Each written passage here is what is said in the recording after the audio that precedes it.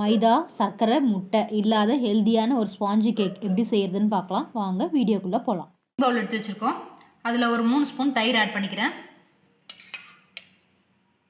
புது தயிர், புளிக்காத தயிராக ஆட் பண்ணிக்கோங்க. நான் வெல்லம் எடுத்திருக்கேன். நீங்கள் நாட்டு சர்க்கரை எது இருந்தாலும் எடுத்துக்கலாம். நான் மண்டை வெல்லத்தை பொடி பண்ணி எடுத்திருக்கேன். 1.5 கப் வெல்லம் ஆட் பண்ணுறேன். 2 கப் மாவு எடுக்கிறேன், அதனால் 1.5 கப் வெல்லம் ஆட் பண்ணுறேன். நீங்கள் எடுக்கிற அளவுக்கு ஏற்ற மாதிரி போட்டு நான் 1 ஸ்பூன் கீ ஆட் பண்ணிக்கிறேன். உங்ககிட்ட பட்டர் இருந்தால் நீங்கள் பட்டர் கூட இதை நல்லா மிக்ஸ் பண்ணி எடுத்துக்கலாம். ஒரு ஜல்லடை எடுத்துக்கலாம். 2 கப் மாவு ஆட் பண்ணிக்கிறேன். ஒரு 1/4 ஸ்பூன் ஆப்ப சோடா சேர்த்துக்கலாம். இது பேக்கிங் பவுடர் கொஞ்சம் எக்ஸ்ட்ரா சேர்த்துக்கலாம். இது கூடயே சால்ட் கொஞ்சம் ஆட் பண்ணிக்கலாம். இப்போ இதை நம்ம ஜலிச்சு எடுத்துக்கலாம். மாவை ஜலிச்சு இதில் சேர்த்தாச்சு. இது கூட இப்போ 1 கப் பால் எடுத்துருக்கோம். இதை சேர்த்து கொஞ்சம் கொஞ்சமாக மிக்ஸ் பண்ணிக்கலாம்.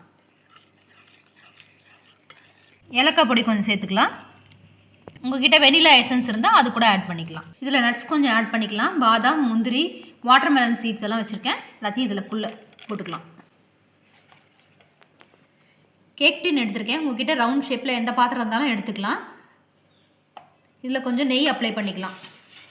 கொஞ்சம் மாவு போட்டு டஸ்ட் பண்ணிக்கலாம்.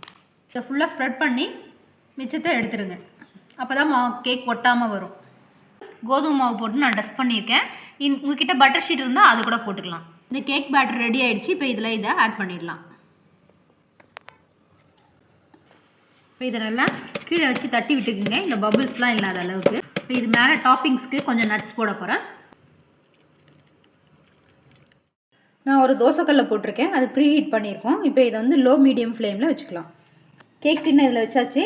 35 to 45 மினிட்ஸ் இது வேகட்டும். இது ஒரு தட்டு போட்டு மூடிடலாம். நம்ம கேக்கு வெந்துருச்சு.